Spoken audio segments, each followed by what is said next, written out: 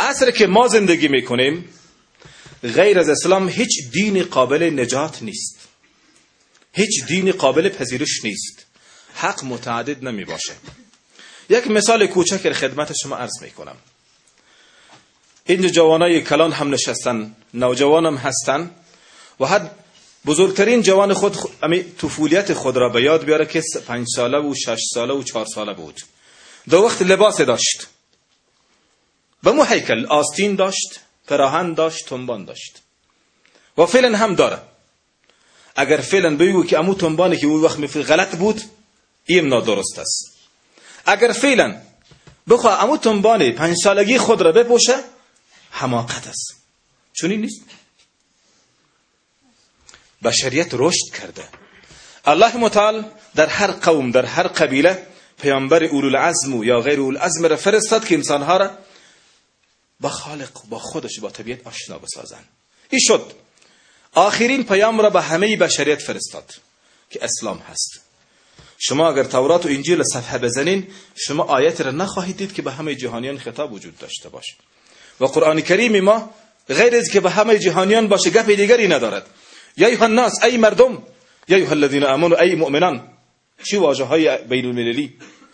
و ما ارسلناک الی رحمت للعالمین، ما شما را نفرستاده مگر رحمت به همه بشریت و به همه انسان ها، به همه مخلوقات فرستاده. این در تعریف رسول اکرم صلی الله علیه و سلم ذکر میشه. اینجاست که در عصر که فعلا ما زندگی میکنیم عقیده نصرانی، عقیده یهودی، عقیده فلان و فلان پذیرفته نمیشه. منس دین الهی سر شما کسی تیرش نکنه. اون لباس 5 سالگی شماست که در جوانی با شما درست نیست. او وقت سی بود، او وقت عورت ما را می پوشاند، از گرمی و سردی این بشریت را نجات میداد. ولی فعلا بشریت به حد جوان شده که لباسی عصر را می پوشند، بنام اسلام هست، چیزی دیگری نیست. رابطه را درک کردیم؟ حق متعدد نیست. پلورالیسم دینی یک دسیسه غیر اسلامی است که جوان مسلمان ما را تهدید میکنه. ببینید حدیث را که مسلم روایت کرده،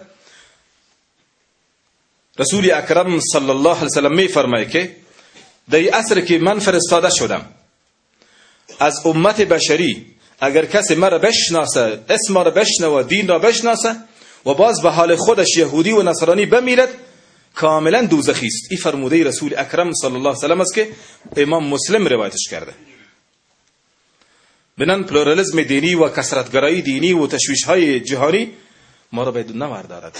متین حرکت کنین، دین خود را شناخته حرکت کنین. این پیام را برای نجات بشریت بگیرین، با خود به دیگران برسانین.